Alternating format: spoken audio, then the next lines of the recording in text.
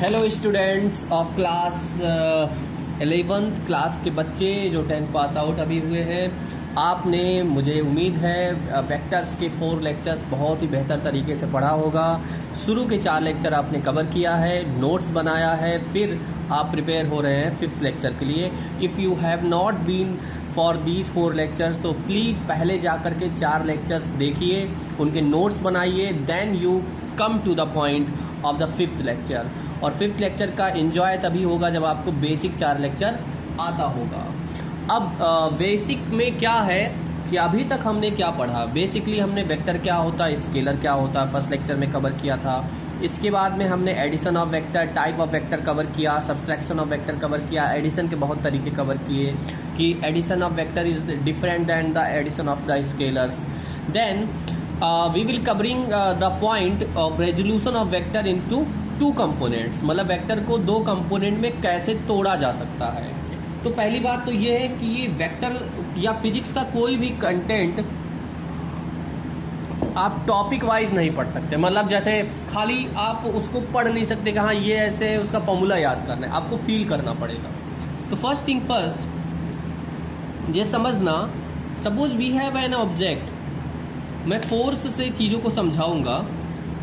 तो इस ऑब्जेक्ट पर मैं 10 न्यूटन का फोर्स लगा रहा हूँ। Suppose I am applying 10 Newton force on this object. इस ऑब्जेक्ट पे मैं कितने न्यूटन का फोर्स लगा रहा हूँ?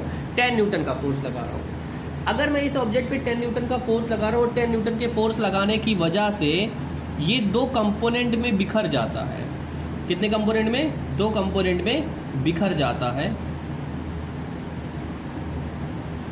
तो ये एंगल मान लो 30 है, 2 कंपोनेंट बिखर जाता है, ये एंगल मान लो 30 है, और ये 2 कंपोनेंट में बिखर जाता है, मतलब इसके 2 कंपोनेंट्स बन जाते हैं।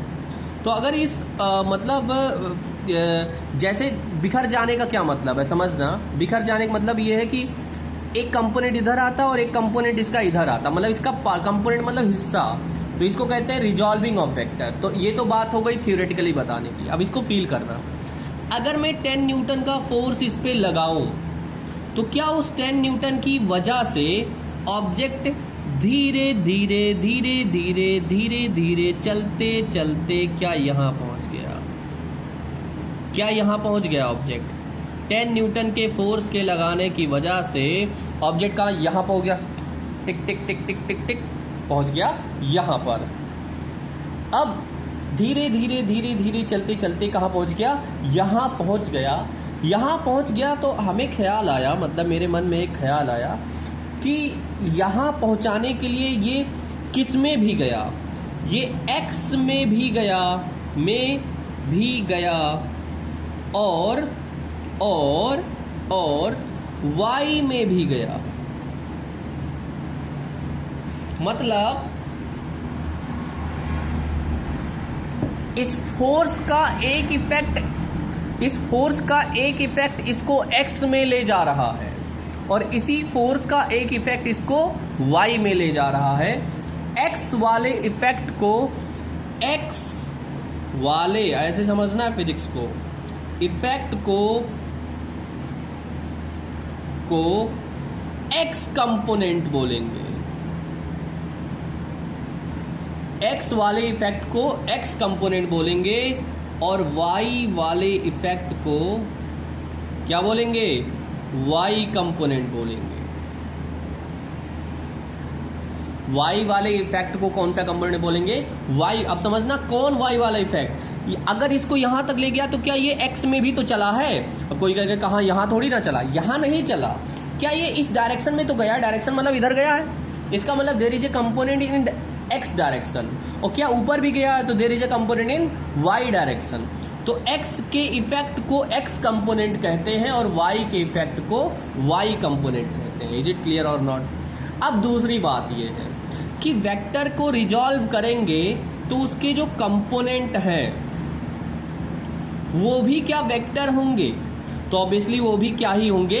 वेक्टर ही होंगे। अरे ये कौन सी बात है, अगर आप पेन को अगर ब्रेक कर दो 2 पार्ट में, तो क्या ये पेंसिल को ब्रेक कर दो तो क्या ये पेन बन जाएगा? नहीं, पेंसिल को ब्रेक करोगे ये पेंसिल ही बनेगा। आदमी को ब्रेक करोगे तो क्या उससे बहुत ज़्यादा कोई अलग जीव जंतु निकल के आएंगे? नहीं, जिस चीज़ को हम ब्रेक करते वही तो बनेगा। दैट इज़ वाई वेक्टर को 2 पार्ट में हमने ब्रेक किया है। एक पार्ट जो ये x वाला इफेक्ट है ये भी वेक्टर है, और y वाला इफेक्ट भी क्या ही है, वेक्टर ही है। और x और y के इफेक्ट को ही क्या बोलते हैं, x कंपोनेंट और y component. I think you get the point. Then हम लोग अब इसके मैथमेटिकल एनालिसिस, ये पूरा फिजिकल सिग्निफिकेंस के लिए इतना पार्ट में पढ़ा है, फिजिकली इसका मतलब क्या है। Then we will covering the mathematical part. अब ये बहुत आसान है, ये तो सब लोग बता देते, तो मैं भी बता देता हूँ। तो मैथमेटिकल पार्ट में ये है कि suppose we have a vector, और ये वेक्टर क्या है भैया, वी हैव अ वेक्टर, और ये वेक्टर है सपोज v, क्या है v फॉर वेक्टर, तो v वेक्टर हमने ले लिया, और ये x के साथ एंगल बनाता है कुछ थीटा। कितना एंगल बनाता है? थीटा। तो इसके 2 कंपोनेंट होंगे, एक x में कंपोनेंट होगा और एक y में कंपोनेंट होगा, मतलब एक x का इफेक्ट होगा और एक y का इफेक्ट होगा। अच्छा एक बात बताओ, इसको vx बोल देंगे, इसको vy बोल देंगे, ये तो बहुत ऑब्वियस सी बात है। मुझे एक बात बता सकते हो तुम क्या ये बात बहुत क्लियर है कि अगर किसी चीज़ को तोड़ा जाए तो 2 चीज़ें बनती हैं, और अगर उन्हीं 2 चीज़ों को जोड़ा जाए तो वो टूटी हुई चीज़ बनती है। इसका मतलब v वेक्टर जो है vx और vy का क्या है, एडिशन है। vx और vy का क्या है, एडिशन है। जहां v वेक्टर का मैग्नीट्यूड v हम बोल देते हैं, vx वेक्टर का मैग्नीट्यूड vx बोल देते हैं, vy वेक्टर का मैग्नीट्यूड क्या बोल देते हैं, vy बोल देते हैं। Suppose this is angle theta. अब आप मुझे बताओ क्या पैरेललोग्राम लॉ के हिसाब से इन दोनों को अगर जोड़ा जाए, vx और vy को जोड़ा जाए तो क्या मिल रहा है, vx और vy को जोड़ा जाए तो क्या v मिल रहा है। तो वेक्टर v इज, जाओ, तो vector v is nothing else but addition of vx and vy। v कुछ नहीं है, vx और vy का क्या है, एडिशन है। इसका मतलब जितना ये होगा उतना ये होगा। अच्छा, जब मैं यहाँ vx लिखता हूँ, vx vector and vy vector, ये तो वेक्टर की बात हो गई। जब मैं यहाँ vx लिखता हूँ तो ये लेंथ लिखता हूँ, और vy लिखता हूँ तो ये लेंथ लिखता हूँ, और ये वेक्टर v का लेंथ है, तो इसका लेंथ v है, इसका लेंथ vx है। क्या है, आपको एक ट्रायंगल पता चल गया, एक ट्रायंगल पता है, ये v है, ये vx है, ये vy है, तो क्या ये थीटा है। तो मुझे एक बात बताओ, अगर ये v है तो क्या तुम vx vy निकाल सकते हो? कैसे? मुझे इसको रिलेट करना है, कौन सा ट्रिग्नोमेट्रिक फंक्शन, कौन सा ट्रिग्नोमेट्रिक फंक्शन, क्या बेस अपॉन हाइपोटेनस कुछ होता है, बेस अपॉन हाइपोटेनस कुछ होता है, क्या कॉस थीटा होता है, तो क्या vx बराबर आ जाएगा v कॉस थीटा, vx बराबर क्या आ जाएगा, b कॉस थीटा। इसको रिलेट करो तो क्या परपेंडिकुलर अपॉन हाइपोटेनस कुछ होता है, क्या साइन थीटा होता है, तो क्या vy बराबर क्या आ जाएगा, v sine theta. Is it clear और not? I think you get the point, और तुम्हें समझ में आ गया कि रिजॉल्व कैसे करते हैं, उसका आंसर कैसे निकालते हैं।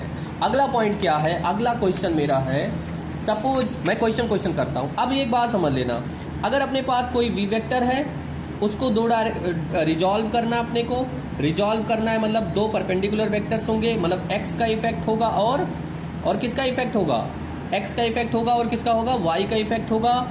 x का इफेक्ट, ये x जिधर थीटा है उधर क्या आ जाएगा, कॉस आ जाएगा, मतलब x के इफेक्ट में क्या आ जाएगा, कॉस, और उसके अपोजिट क्या आ जाएगा, साइन आ जाएगा।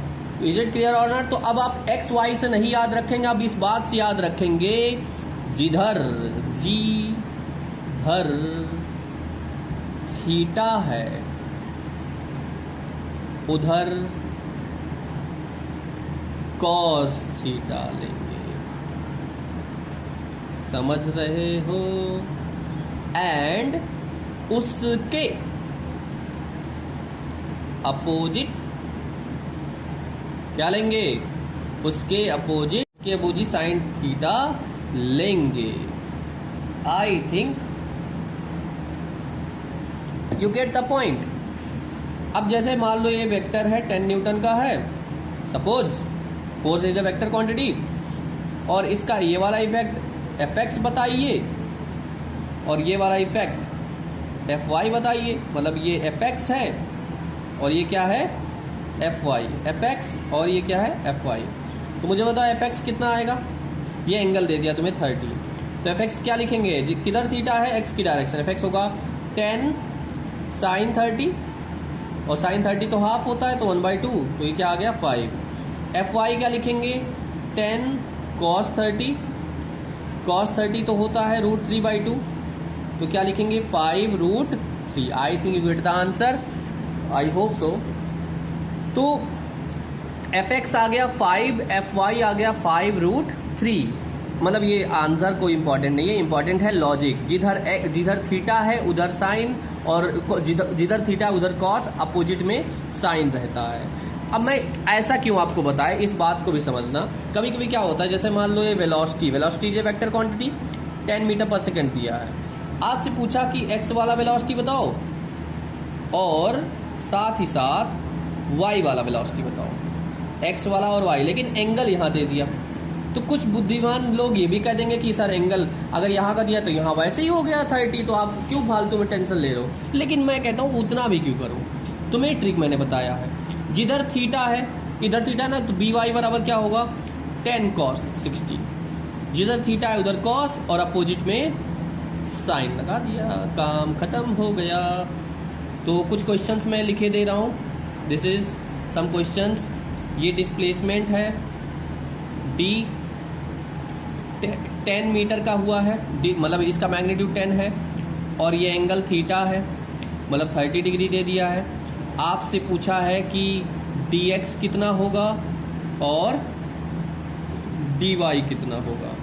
अगला सवाल है,